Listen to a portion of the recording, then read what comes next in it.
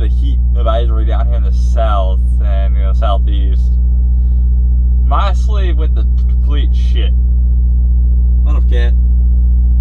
Like I do a 34 over there in a Russell's truck stop or whatever the fuck it is on the border of New Mexico and Texas. But if you're driving through the area, I'd stop. They got a cafe, cheap fuel, and they are out there by itself, so that's why it's always going to be cheap fuel. Like for example, currently the average being 570. Well, okay. I say it's 560 something. At the time I was there, because my reset was over on the 12th. It's the 14th, and the fuel's gone up. So because fuel's over 570 something now. I think it's 571 for average diesel. It was 519. So there's almost 50 cents. Well, at least 40.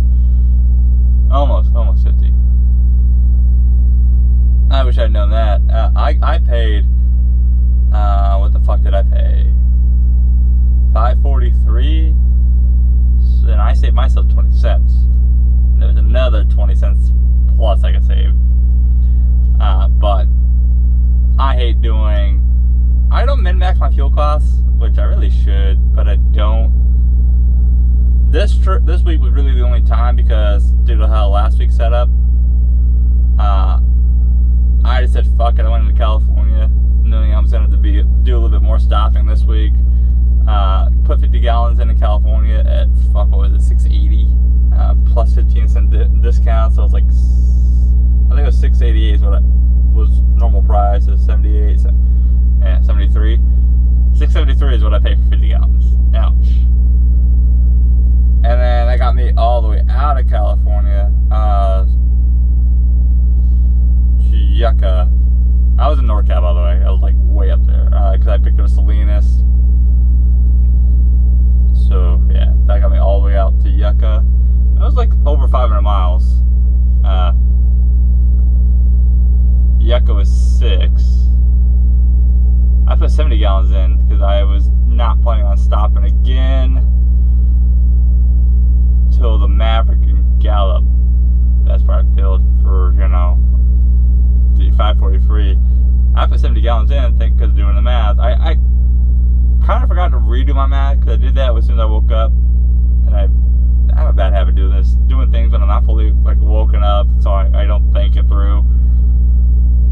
Yeah. Well, also that add on the fact that this is extremely light load. It was 8,700 pounds. I'm sitting on target getting ready to get unloaded, and I got extremely good MPG. I do all my math off 7 to do the worst case scenario, because it's better to overspend by a little bit than to not spend enough. And so you gotta do is stop again, and you may be fucked, when it comes to pricing in that area. But it was 38 gallons to go. Oh, it's 32 to go from Yucca to Gallup.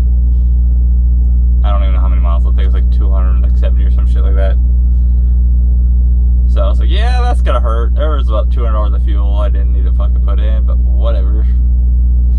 And then, what did I fill last time?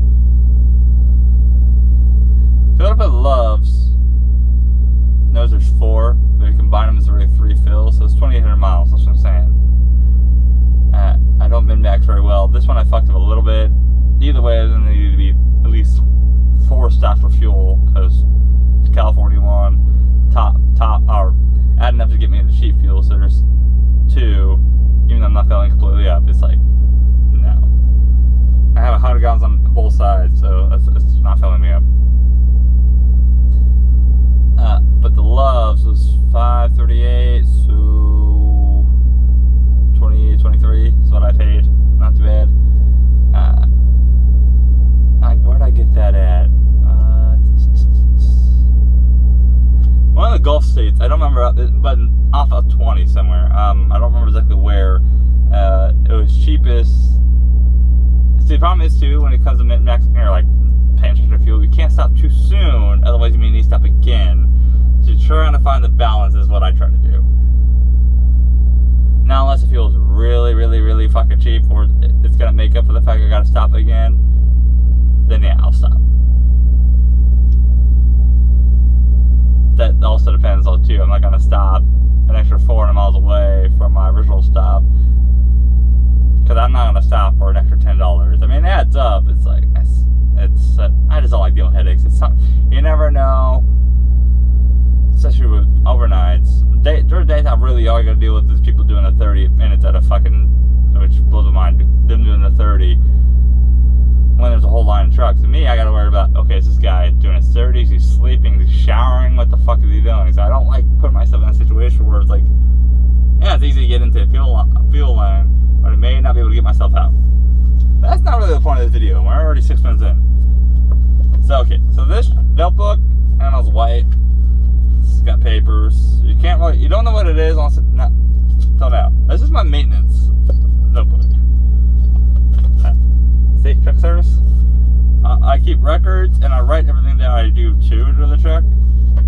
Also, and then also I write things down, especially if it's a lot. For example, that stuff is coming up. So when I go home in July and do July, there's a lot of things to be done. I'm about to go through that. I'm estimating. Oh, by the way, side note, before I get into this, 2 things. I think I might have mentioned in the video up to this point, before this point, about the blowout and what I estimated it was going to cost. I was spot on, almost. So road call for the tech was 180 miles round trip for him. Kind of sucks. There's only so much you can do. Because it was 90 miles to me, 90 miles back. Well, I mean, it was like 182, but 180 miles. The drive tire, automatically minimum of $1,000. I'm going to say, based on the fact that everything's got up, it was probably like $1,200 for one drive. I run singles. That will change, and it will help with this. It's a good thing I pay a lot of attention to what I do, though, and my mirrors and my sounds. I'm very aware of my surroundings. And you guys saw the dash cam video. As soon as they went boom, and it started, the sound was a little weird. Like, that was it was like a rip. It looks like it got cut by some road damage. So it was a tiny boom, but immediately I was already like braking hard, getting off, because my goal was, I don't care if I fucking just get the tire hot as long as it doesn't catch fire. I need to preserve that rim as much as possible, because that rim I didn't want to pay the cost of a rim. That would have been like an extra, I don't know, $500. I don't even know how much a super single rim is at this point. It used to. I think it's like $500-600. I think a normal rim's like $250. Oh, I also run aluminum, so therefore more expensive too. Steel's heavier, but they're cheaper. It was $19.50. That was the real call. Total. How much it cost me? Sucked. And so I was nowhere near anything, and I was in a back highway. So that load was late. I was shaving off, going the most direct route. That was also going to shave off miles. Downside is usually that means you're going to be putting in the back highways because you're cutting diagonally across states and all that. That's a risk you take. Now, to answer the question about, okay, well, I am going to go to duals, but technically it is illegal to limp it. So even if you limp it, most cops and troopers prefer you to limp it to get off the interstate, off the shoulder or whatever. Like, they'd rather have you sit on the ramp or whatever, much safer. So yes, they're not going to give you a ticket over that. But if you're going 60 miles an hour down the interstate for more than the closest ramp that has a shoulder or whatever, you're risking it. It even says that too in your little green book. In the green book, for those who don't know, it's like the trucker's Bible. It's a lot of lawyer words and talks and regulations and rules and blah blah blah blah blah blah blah shit. But no, technically it is illegal to limp it. Just if you're new and you don't know that, it's the reason why I'm very anti-limping. I do like following the rules with too. I did towing, so I'm well aware of what limping is. Just not a good practice, period. Because a lot of people limp wrong. mean when they say limp at 60 miles an hour. No. You're pretty much doing under 40. That is limping. And really, you really shouldn't be doing more than limping at 20. But even that's not always possible.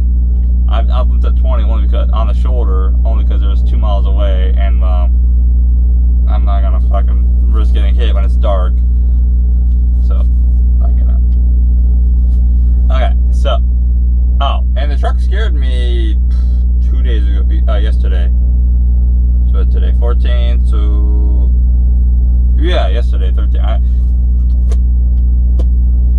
No signs anything was wrong, nothing. I get up, you know, I kind of sleep, got like 4 hours of sleep, and I was like, fuck, my tent's up. I kept trying to go back to sleep. It was like 1 o'clock in the afternoon. Or no, it was like 5 o'clock. So I said, fuck it, I'm gonna roll, you know, I'll just try to get more sleep. So, I mean, this place, they got delivery here at fucking 14:30, so I was like, either way, I'm fucked to sleep either way.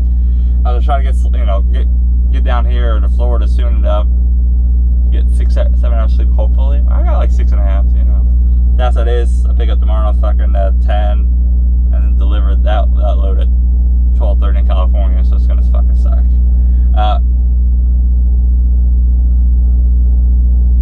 But I shut down, you know, before I left yesterday. Nothing was found in the truck. I showed no signs of any distress, any like connections loose, nothing. Go turn it on. Not all the lights on the dash lit. Like, you know, toggled on, got power. You know, did a little cycle bullshit. Airbags, like the airbags, meaning, you know, tells you pretty much it's like not leveled out or whatever, or too much weight, or something going on with the leveling system. So you know to keep that in mind. Usually it needs to level itself out and it'll fix itself. But it had that little warning lit up. ABS. There was like 4 others. I'm gonna go toggle it on. Actually, you know, truck, nothing. Not even a click. Like, it's just the ignition click. That was it. But there was no like actual. No noise, no, you know, no little starter trying to start the truck up. So I was like, okay, weird. It said lost communication to CPC, which common communication is something. I forgot to Google for it. I made this video. You could Google it. Freightliner Cascadia CPC, and it gave me. That popped up something else I didn't get to see, but it popped up like 8 codes, and I was like, "Oh, that sucks." But at least I'm at a truck stop, you know. I'm like, I am in. Where was I? Monroe, Louisiana. I think it's Louisiana. Yeah, Louisiana. So I was like, I'm in Freightliner, like literally 20 minutes down the street, but I'm not gonna be able to get up there. But it was like, you know, I need towed. I'm in a truck stop already, so it's just, you know, I'm in a pretty decent spot at least. So I was like, I toggled it on like 2 or 3 different times, and I go to grab my phone on the last time while it's toggling up. I mean, even though it takes like 2 seconds, my phone's in the bag because I woke up. I got out of bed, was gonna start the truck, and then I was gonna go get, you know, to grab whatever else. Well, I came up here and I was gonna go take a picture of it, all the codes, and it fixed itself. I was like, what the fuck? It fixed itself. Like, nothing happened. Like, I don't understand. But I called breakdown. I was like, because sometimes they can pull up codes, or they can pull, you know, they'll get notified something's going on in the truck. So I was like, do you see anything going on in this truck? And they said no. I'm like, okay. And dude was like, maybe it was your battery connections came to this. Like, yeah, I don't think so. But he kept insisting. I was like, I'm pretty sure it's not. Because, yeah. If your battery connections are coming loose, it does not take over a year to come loose. Especially if I'm not saying it can't, but it's like a 99% chance it flat out won't. My battery replaced, 63,000 miles, so like it's been a year at this point. So they haven't been touched in a year. So why also now, when I've hit a lot of, like, I didn't hit any hard bumps, I didn't do shit. all of a sudden come loose now. It's like, no. If they're tightened correctly, they're not coming loose. I've hit plenty of bumps. Like, honestly, I'm surprised I didn't blow a steer the same night. I hit a crater in the road, the steer. I didn't see it. And then it swallowed my steer. It pretty much did this to the truck. I lifted the fucking front of the truck up. I think that might have caught just the drive just right, even though the drive technically would float over most of those. So it's the benefit of having singles. Singles will float over a lot of shit. A lot of craters. Duals don't. They kind of, one wheel will go in, so yeah. Alright, but fuck, 16 minutes in, I am terrible at this shit. Alright, so let's go through this list. I'm projecting, though, I will spend about $6,000 on all this shit, possibly $7,000. There's a few more things in here that I didn't get last time, and I spent like $3,600. So yeah. All right, so engine PM, the normal shit, right? You know, replace all the fluids, filters, and not all fluids, but oil change, filters, air filter, the fuel filters. So mostly all the, yeah, pretty much all the filters. Just not all fluid. Not quite yet. APU PM, same thing. The only difference is I'm going to have them pull off that air filter inside there and check it out. I would do it, but I don't really have the tools to do it. I mean, I plan on start doing a lot of this shit at my when I get a house, if I have the space to. I would, like, I have some plans in the works. You know, change oil and that, pretty much. Power steering fluid and filter change. I didn't know this was being done at 100,000 miles, so it's been done at 200 and almost 200, probably like 20 at that point. Whatever, it's not gonna hurt it. I'm just gonna do it. I have a crankcase leak, which it's not dripping onto the ground. It's not leaving puddles. It is just seeping all over the flex hose. So when I called Amarillo, I called a Freightliner Amarillo, and I was like, I wasn't sure what that was at first, and I was like, okay, can I run this, you know, until I go home next month? And I told him exactly when I was going home. He's like, yeah, you know, just don't let it get extremely low in oil, and I was like, okay, make what, you know, like down a couple gallons. And he's like, no, when I say extremely low, I mean like less than 2 gallons. I was like, oh, that truck's pretty much bone dry at that point. Jeez. So yeah, and it's just seeping. So I mean, I barely lost oil. Most likely what it is, because it's coming from the block side itself. It's probably just the insert, and just seeping down. Which he said that was the most common thing, is usually the insert if it's gonna be leaking, which makes sense. The grommets and stuff do get out over time. You know, rotate my drives. I try to every 50,000 miles, but I do as close as I can, and I do always in the X, meaning take this drive right here, so meaning the rear, put in the on the right rear, put in the front driver's side, and then yeah, same side. You know, just it's bigger than X. The reason why you do that is because any uneven wear that would be on that side gets balanced out by crossing it over on the opposite axle. That's how you tend to wear the most evenly. And there's other things you do to make sure they're always balanced, but that is always what you want to do, even on your car. Don't just rotate, you know, the same axle put on the other side. No, always exit. Steering wheel's offset to the left by about like a half an inch, so there's a slight dead spot.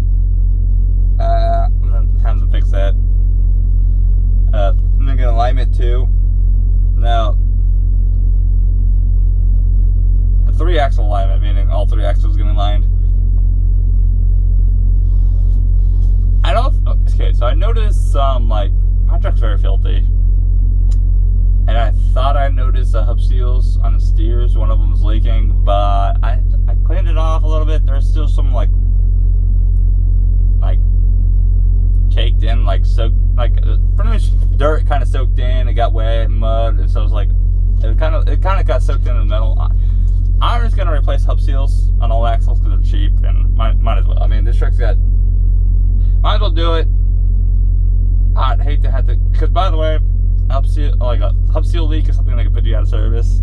So if it's going in, I don't believe in just putting shit off until the last minute until it starts doing things to do it. I mean, and hub seals are like $20 a piece, and you can pretty much do all of them in like 2 hours, less than 2 hours. So, I mean, I would do it myself, but it's like if the truck's already going in for a fucking goddamn page, might as well, you know. Amaro did call me because I had him see if there was any codes or recalls. I said there was a battery cable recall, so I'm gonna have him check it. I doubt it. I know my truck's had 2 recalls done already because I have the sticker on my door. One of my shocks that was replaced are leaking, so I'm gonna go ahead and replace all 6 shocks. Which, if the Freightliner does this fucking job correctly, that's a big if. I've had problems with this Freightliner every single time I got home. They'll replace the shocks first, they'll take the tires off, replace the shocks first, then rotate, then do an alignment. If they're doing their job correctly, we're gonna find out.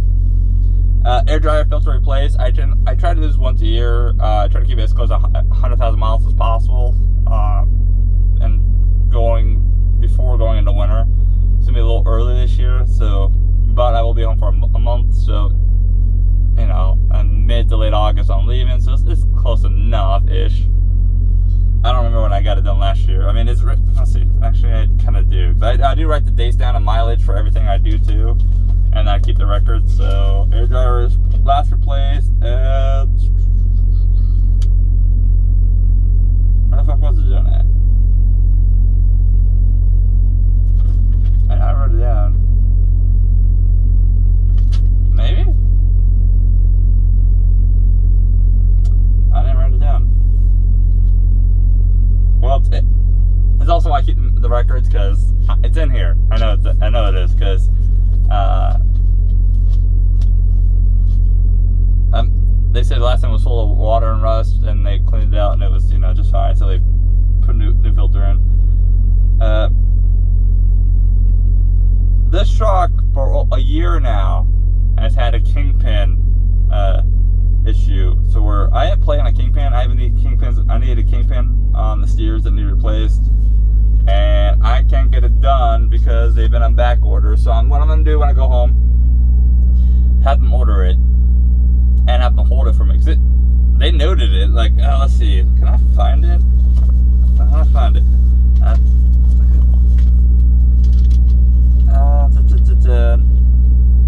Oh yeah, okay, see. Steering clunks under 10 miles an hour. Okay, that's what I told them. They won't do it at like speeds. It's just pretty much when they're crawling. Test drove and verified complaint. Light popping detected front end will turn in low speeds. Unable to detect popping will stop. Raised front end. Some vertical play noted in kingpins. Kingpins not currently available. Even when I went home just this last month, April, I asked. They were still in back order. So yeah, there's only so much you can do, and they told me I should have, like, it's not gonna deteriorate itself fast. So it's like, I'm gonna get them ordered though, at least on back orders. That way they're there. I should have done this, but I forgot. Oh yeah, and there's that removed air dryer filter and inspected. Found air dryer to be full of rust and water, drain clean, blah blah blah blah blah. Yeah, so it's been done. And when was it done last? The 104,000. So I had slightly over 100,000 miles ago. It's like 101. Truck's been good. Other than that slight hiccup glitch, truck's been good. A lot of this is like, that sounds like a lot of work, but that's a lot of that's normal shit. Like, shocks wear out. Honestly, I'm kind of surprised they lasted as long as they have. It was like,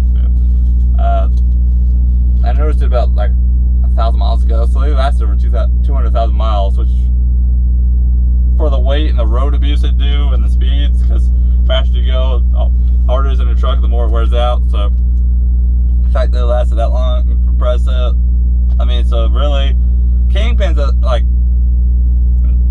The only thing I did not like about the kingpins is JCT has argued with me when I told him that, hey, you know, kingpins need replaced already because you should shoot both when you do it. And they're like, oh, they swore up and down. No, that truck doesn't need kingpins. It's like, no, you're not there. You haven't seen the truck. You're not hearing it. And fucking the dealership verified my complaint.